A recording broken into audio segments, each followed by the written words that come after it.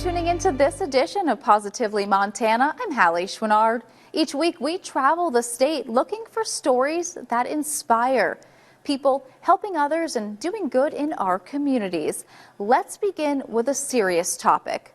Montana has one of the highest rates of veteran suicide in the country, but a national organization is helping create conversations around these numbers. Peyton Veterans Project, founded by the grandson of General George Peyton, travels across the region to get veterans involved in film workshops. It's a therapeutic way of sharing stories, and it's already having a major impact. Slide in.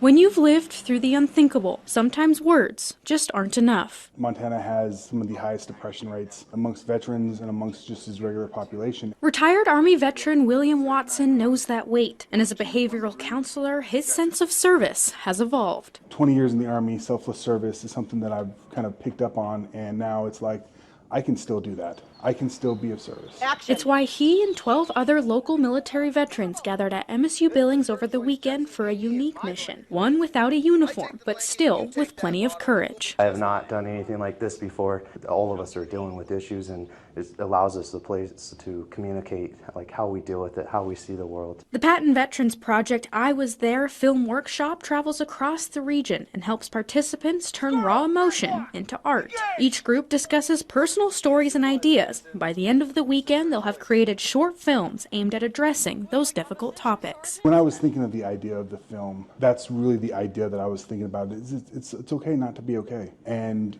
when you need help, communication is the most powerful weapon. How can I help you? It's been freeing, just due to the fact that you're not going through a lot of this stuff alone. The project brings a number of experienced filmmakers from across the country to bring these stories to life. I've never been in any film environment where you can kind of get that kind of truth out of someone in a 24-hour period. For Oscar-winning cinematographer Chris Unko, his 11-year involvement has created a perspective he never imagined he'd experience. You realize that you have this ladder to use it for someone else who's in a hole, who needs help, who needs something to grasp onto so that they can find and climb their way out of where they are. And that's the best thing that we do. These are films for healing, and the project has shown a lasting impact, both on and off the screen. I always like to say during these workshops, a film can't change your life, but a community can and always will. And for these veterans, they're rediscovering their voices and using them to lift others. It reignited the veteran community for me, and it's nice to have that connectivity with that network. It's okay to have emotions sometimes, and it's really good to express those. So reach out and get help. In Billings, Isabel Sparts, MTN News. Many people find themselves called to Montana for the endless bounty of recreational opportunities. After a ski accident, Big Sky left one man paralyzed. It wasn't a matter of if he'd ski again, it was simply when he will ski again. And to this day, he's continuing to adventure in Montana, all while inspiring others to do the same. Oh yeah, bud. That's what I'm talking about. To say I ever grew up is a fallacy. I've never grown up. Woo! Look at you, you little stud. I'm originally from Boise, Idaho. Grew up skiing. I was pretty much born and raised at the bottom of a ski hill, skiing since I can remember. And that passion for skiing only grew. Moving to Montana for the cold smoke, Drew Asaro found home on the mountains of southwest Montana. Really, the skiing in Montana, there's nothing like it. Big Sky has, it's called Big Sky for a reason, the most skiing in America. But it was also in Big Sky where Drew's life changed forever. January of 2018, I was in a ski accident up at Big Sky. Ended up hugging a tree sideways, breaking all the ribs on my right-hand side, and paralyzing myself from T10 down. If you can imagine this, I am paralyzed right here at the belly button. So in my sit ski, all the stuff that's strapped in, I can't really feel. So I'm just kind of guessing where the ski is in relation to the ground. Probably a day after I had broken my back and I was sitting in the hospital, one of the local wheelie boys, as we would be called, came and visited me in the hospital and was like, hey, this is a tragic accident, this sucks, but know that this isn't the end of life. You can still ski, you can still ride your bike, you can still do all of the crazy fun activities that you've done before. It's just going to be a little bit different. Look downhill, all the way across. And that's when Drew came across Eagle Mount, a nonprofit with a mission of accessible recreation. I started out with Eagle Mount as a participant. Actually, my second ski lesson at Big Sky was on the anniversary of my accident. So a year later, I got to be back at it. Director at the time of the ski program at Eagle Mount approached me and asked, hey, I'm putting together a team of ski instructors. Would you like to be a part of that? When you're a ski instructor, I count it as like the smiles per mile. For the past 5 years, Drew has been with Eagle Mount, the place where he found his way back to the outdoors, and now he's helping others do the same. I'm definitely not a philosophical man per se, but I do believe everything happens for somewhat of a reason. I didn't exactly have a path that I was going on or that I wanted to pursue. After my injury, I had to really rethink what are my avenues, what are the things that are going to not only fill my pocket with money, but my heart with love and spirit with soul. Look at you learning stuff. Really, Adaptive Sports, Eagle Mount, the Challenged Athletes Foundation, all of these beautiful organizations gave me that kind of purpose and lane to go down, and I could not be happier. I've done more fun things in my wheelchair than out of it. I'm very blessed. Various avenues we could have gone on, and I'm so happy that this is the one I got to be put on, be placed on. In Bozeman, Jane McDonald, MTN News. We have all heard about the teaching shortages in Montana and across the country. To deal with this, some school districts are now hiring teachers from the Philippines. In fact, about 20% of the teachers in Hardin are Filipino, and that's just one district where they're being hired. Yes, good. Partial. Feeling? Partial. Alec? Partial. Alexander Vivar teaches science in the Jordan Public Schools. Everyone is very cooperative and everyone is very helpful, and the environment is really very welcoming. Mr. Vivar enjoys the rural life in Jordan and has taught in the Philippines, Indonesia, and Myanmar. He says that it's been a smooth transition in his first year into the local community. Every single day after classes, since I usually just walk from here going back home, and the church is right in between, I always go there. So I think that's also one of the reasons why I don't feel the homesickness. Filipino teachers are filling a role all over the state at many schools, including here in Hardin. If the students think they are smart enough to fool the teachers are 10 steps ahead of them. We know when it's AI generated. Jesse De Leon has been teaching language arts at Hardin Middle School for 2 years, and this is his third year in Montana. He has taught in the Philippines and Thailand and enjoys passing on life lessons to his students. There's a whole world out there, so see it for yourself, and your passport or your key would be your education. Hardin Middle School has 3 Filipino teachers. They're home run hitting teachers. I mean, they're great at what they do. The Hardin School District has about 25 Filipino teachers, including 3 at Crow Public School. I was shocked because kids here are really straightforward. They're gonna tell you what's in their mind. Roselle Dalisay teaches special education and has been able to assimilate into the Crow culture during her 4 years here. The elders of the Crow tribe, and especially our colleagues here, they are very supportive. Mrs. Dalisay has also taught in Oman. She has her family and Crow agency, which has made it easier. And that's the same for her colleague, Julius Taklivan, a 5th grade teacher. It's really an opportunity to be in the U.S. and also an opportunity for my family to be here and to be together. Mr. Taklivan is also taught in Cambodia and is in his 2nd year in Crow agency. He says he had to overcome some challenges when he first arrived in the U.S. They have very interesting stories, which is, I'm also glad that they're sharing it to me. And that's something, I'm happy that they are sharing something about themselves. And all the Filipino teachers show the same kind of respect. Thank you, Mr. David. In Jordan, Hardin and Crow Agency, David J., MTN News. Speaking of schools, 3 Great Falls High seniors are in elite company. The trio recently found out they achieved perfect scores on the ACT college admission test. They join just 0.22% of the nearly 1.35 million test takers to get a perfect score of 36. According to the ACT website, the average ACT score for Montanans in 2024 was 19.5. However, there were 3 kids in the Great Falls school system who scored a perfect 36.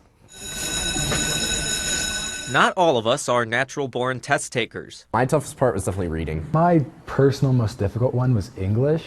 But there are a few in Great Falls who have it down to, well, the science. Meet Lex Latham. I do pretty much everything that I possibly can. The 17-year-old from Great Falls High aced this year's ACT. I did a lot of practice tests. And believe it or not, they're not alone. I know I was prepared. I know I did the work. So going into that, I knew it was going to be a decent score no matter what. So did CMR juniors Ian Arthur and Rye Wise. I spent a lot of my time reading an ACT book just to study the general idea of the test. These 3 are among an elite group. Nationwide, less than 0.3% of all test takers aced the ACTs. In 2022, that was roughly 3,300 out of 1.3 million students. It's safe to say these perfect scores didn't come easy. No, I did not expect this. I did not expect this. All 3 of these 4.0 students spent a lot of time studying. In hindsight, perhaps too much. The couple days before the test, you know all that you're going to know. So just relax, make sure you sleep, and make sure you eat. You don't need a lot of prep to go into, as long as you understand what the test looks like. But all that studying worked. All 3 are now celebrities of sorts. It's weird, like, coming to school the next day and then people that I've never spoken to are like, are you the one who got a 36? And I'm like, how do you know that? Proof that hard work truly does pay off. It's nice. It's kind of some security. It's a nice way to look back and say, everything that I did, it had a result. In Great Falls, I'm Tommy Lynch, MTN News. Still to come on this edition of Positively Montana, they're more than just games. They're traditions passed down for generations. After the break, the push to keep Indigenous sports alive and thriving. Stay with us. More stories from the heart of the Treasure State are on the way when Positively Montana continues after this. Welcome back to Positively Montana, sponsored by Benefice Health System. Welcome back to Positively Montana. While you may know all about football and basketball, tribes in western Montana are reviving traditional games that may not be on your radar. These unique sports were played long before the introduction of what we know today, shedding light on their cultural significance. Before modern sports were introduced, there was Indigenous games, and Native tribes play these games to introduce things like skills for hunting or even to settle arguments.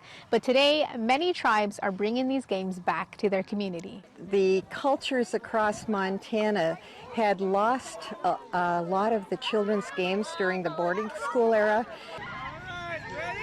Deanna Brady Leader's research has played a vital role in reintroducing traditional games. And on Thursday, she brought the fun to Salish Kootenai College. Across all of these years, as one game came back after another, we really trusted the language and the history, the elders, to work together to bring the culture under the rules of the game. Like the game of run and scream. A game I tried today with Molly Matt, an Indigenous cultural educator at Salish Kootenai College. What that requires is students to take the biggest breath they can and run and scream the whole time. And the endurance it takes to keep running, moving your body and doing that, how far. And the winner is the one that makes it the farthest. And as part of her efforts, Leader has gifted many traditional games to Salish Kootenai College, including shinny, which is similar to hockey, and double ball, similar to lacrosse. And Matt says these games build connection. It's a really important thing that we want to bring back in our culture as traditional games. And I'm really excited to be part of it and that we're going to do that. And these movements are more than just making a goal, but a link to their traditional ways as Salis, Kalispé, and Kasanka people. So much involved when we go out on the land and tribal values that we use, and we work with Remember ancestral ways in our land to go get those materials, to work with them and make them into the game. And educators say that Montana is one of the states that has the most implementation of Indigenous games today. In Pablo, I'm Robin Iron, MTN News. It once had more than 3,000 members and a 3-story tall elk. A new exhibit at the Butte Archives celebrates the history of the mining city's Elks Club. In honor of the Butte Elks Club, the Butte Archives built this huge elk, but it's nothing compared to the one the Butte Elks Club built more than a century ago. That was as big as a building and as impressive as that club's history.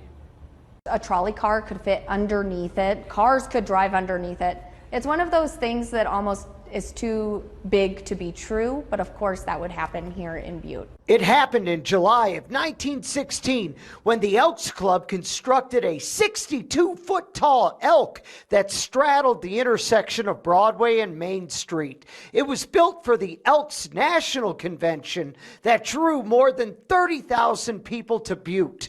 The Butte Archives has an exhibit on display all summer celebrating the history of Butte's Elk Lodge number 240 that was established in 1892. The archive crew even built a much smaller elk that actually took longer to construct than the original.